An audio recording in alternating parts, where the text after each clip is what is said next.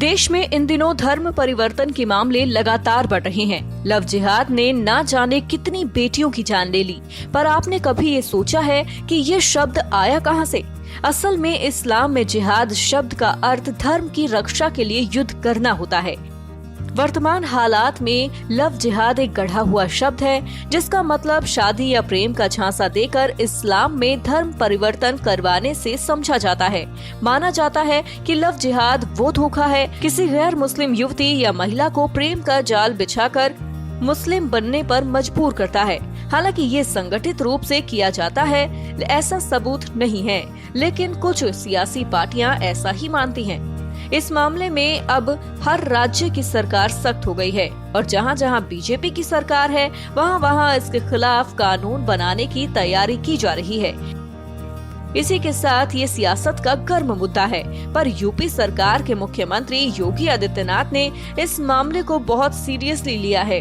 उत्तर प्रदेश के मुखिया योगी आदित्यनाथ ने पिछले हफ्ते राज्य में लव जिहाद के खिलाफ कड़ा कानून बनाने और दोषियों के राम नाम सत्य करने संबंधी बयान दिया था, तो उसके बाद हरियाणा में भी इसे लेकर चर्चा शुरू हुई।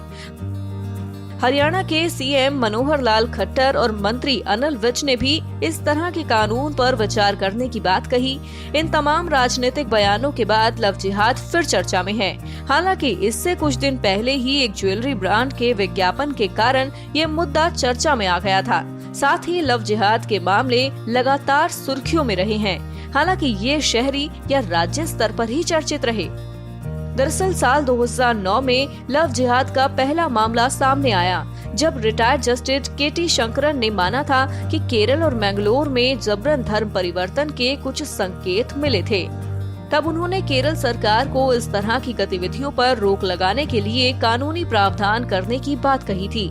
कोर्ट ने ये भी कहा था कि प्रेम के नाम पर किसी को धोखे या उसकी मर्जी के बगैर धर्म बदलने के लिए मजबूर नहीं किया जा सकता।